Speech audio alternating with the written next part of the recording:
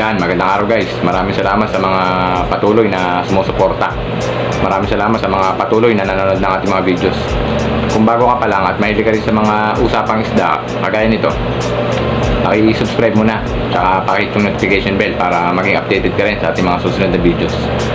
Para sa video natin ngayong araw, pag-uusapan natin yung mga benefits ng Indian almond leaves o talisay sa ating mga isda. Pero bago yan, shoutout muna. Shoutout muna sa mga ninong ni Steven Salamatin. Shoutout din sa bumubuo ng Alphamart Bukaluno. Let's go!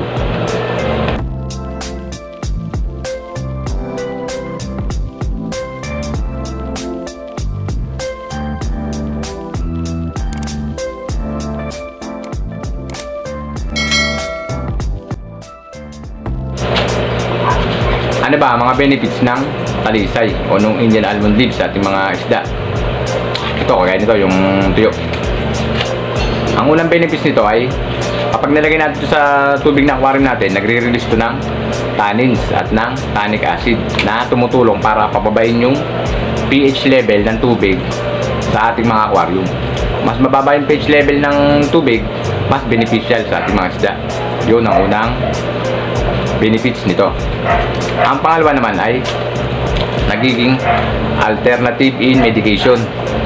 Dahil nga pinaniniwalaan ng talisay ay may antibacterial tsaka antifungal properties, nakakatulong tong panggamot ng mga sakit ng ating mga isda na mula sa bacteria at fungi.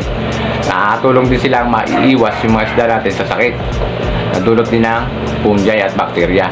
Yun ang pangalawang benefits ng talisay. Ang pangatlo naman ay nagiging naturalistic look yung ating aquarium. Kapag may mga halaman at mga dahon na ganito na nakalutang sa ating mga aquarium, nakakatulong yan sa mga isda para mabawasan yung stress nila. Kasi nararamdaman nila na sila ay nasa kanilang natural habitat. Kaya nakakatulong yung paglalagay ng talisay sa ating mga aquarium. Ang pang-apat naman ay nagiging source of food ng ating mga isda. Kasi mga isda natin mahilig magngangat-ngat yan habang naglalangoy-langoy yan. Kagatin nila yan. Nagiging source of food nila to. Kaya yun ang pang-apat na benefits. Ang pang-lima naman ay kapag lumubog na to sa tubig, nagiging hiding place naman ito ng mga maliliit nating fry. Kaya nakakatulong to sa kanila para makasurvive sa mga kakain sa kanila. Yun ang panlimang benefits ng talisay. Ang pang-anim naman, nagiging realistic look. Para naman sa mga paningin natin yun, nagiging realistic look. Kasi nga ito ay naglalabas ng kulay na madilaw-dilaw at ma-brown-brown. Kaya ang tingin natin sa ating mga aquarium ay realistic. Pero kung ikaw ay mahilig sa mga clear na aquarium, hindi nababagay sa ito. Ang paggamit lang nito ay nababagay sa mga ang gusto nila sa aquarium nila ay realistic yung look.